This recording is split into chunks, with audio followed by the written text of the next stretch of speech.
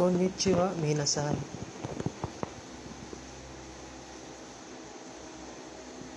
Ishuni Nihongo Benkyou shimashou. Ganbare ne. Tsugi. Letter introduction. This is how you write ka in hiragana. Ka. Next.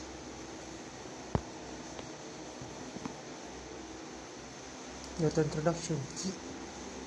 This is how you write ki in hiragana. Ki.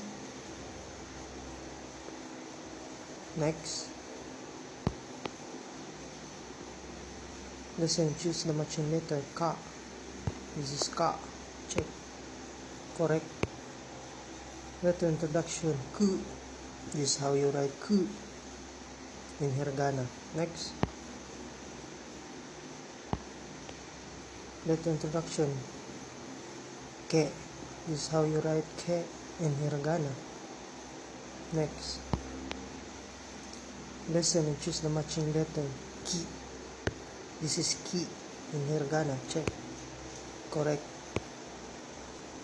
Listen and choose the matching letter ku.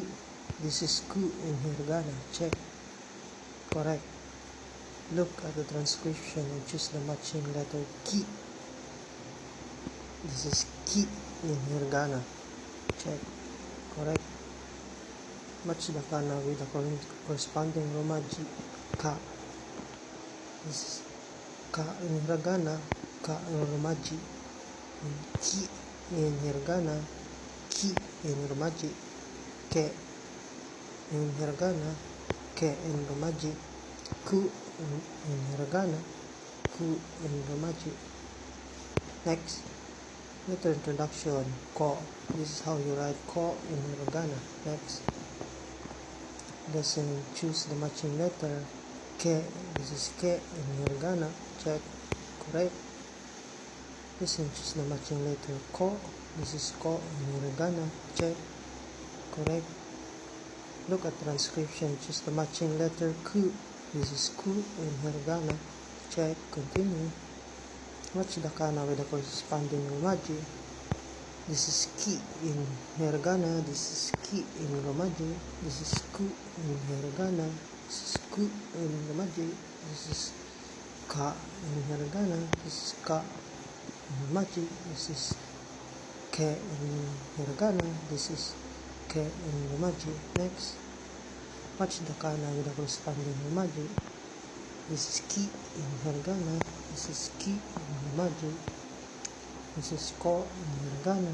This is ko in romaji. This is ke in hiragana. This is ke in romaji. This is ku in hiragana. This is ku in romaji. Next.